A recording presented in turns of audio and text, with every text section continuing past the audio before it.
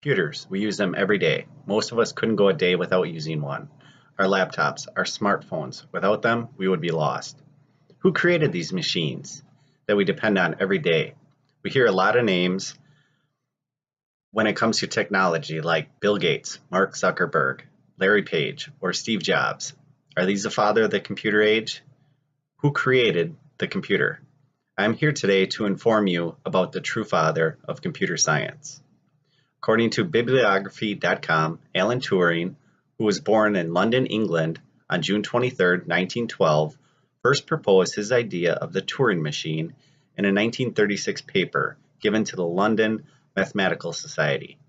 In this paper, Alan theorized how a machine could compute anything that was computable. This paper, this theory, was the birth of computer science as we know it. Alan Turing's theory and design of the first computer made him the father of the computer age.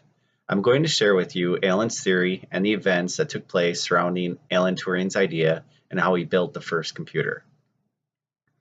Alan Turing theorized that a machine, if given the correct and a specific algorithm, could compute mathematical equations. Mathematical equations could be broken down and computed based on a simple algorithm, and this machine could compute them faster than any human brain. In his theory, he envisioned a machine that could read and write data. It could move left and right to access different data and could change its state and halt. To simplify Alan's theory, the most basic mathematical functions, such as addition, could be done by a machine. The machine could read your first number and then carry out an algorithm and compute the equation. Let's say you wanted to add 2 plus 2. The machine would read the first number, 2, and then apply the algorithm, and it could read your second number. In this case, it would be you would start at 2, move ahead 2 spots, and give you your sum. Now, this was very significant because with that correct algorithm, you can now add anything. Alan also theorized things that were computable and things that were not. At the time, it was thought that only real numbers could be computed. In our example of 2 plus 2 equals 4, all those are real numbers. Things like a third. Most of us know that a third is really 33.33333, and it was thought that a computer could not handle the 0.3 repeating. Alan believed that since it is a distinct pattern, it could be computed. In September of 1939, Alan went to the Government Code and Cipher School in Bruckenheimshire. There, he was able to put his theory to the test and build the first Turing machine, or computer. Based on Alan's theory, the first Turing machine, called a Bombi, was built. A Bombi was an electromagnetic machine used to decipher Enigma. Enigma was the German World War II machine used to encode communications.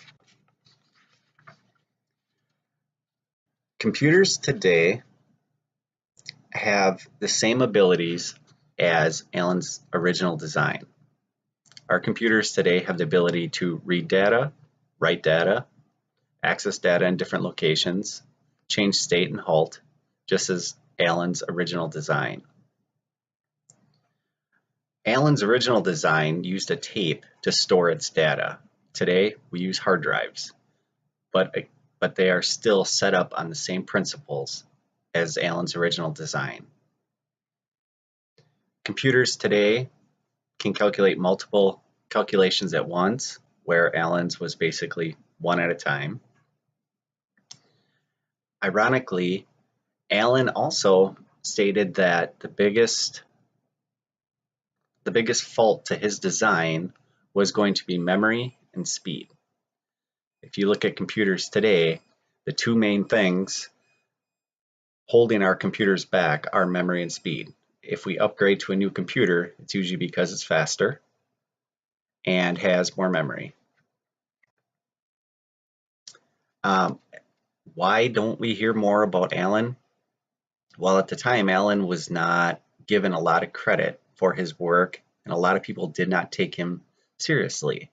This is mostly to do with the fact that it was assumed he was a homosexual, and all of his ideas were very radical and forward-thinking and not accepted by most people. Alan was also convicted in 1952 of gross indecency with another man and was prosecuted and sentenced to chemical castration. This conviction caused his security clearance to be revoked and prevented him from continuing his work after the war. Turing died in 1954 from cyanide poisoning, which was ruled a suicide. In recent years, he has gotten credit for his work. In 1999, Time magazine named him one of the 100 most important people of the 20th century. In 2013, Alan received a royal pardon from Queen Elizabeth II. And on July 31st, 2017, the United Kingdom implemented the Alan Turing Law that pardoned people that were convicted of acts that are no longer offenses, example being homosexuality. In conclusion, although today's laptops and smartphones may not look anything like Alan envisioned his Turing machines, at their heart they are still the same machines. Ours may look nicer, are smaller, faster, have almost limitless storage capacities. They still perform calculations based on Alan's design. Our operating systems and programs are still running algorithms based on Alan's 1936 theory.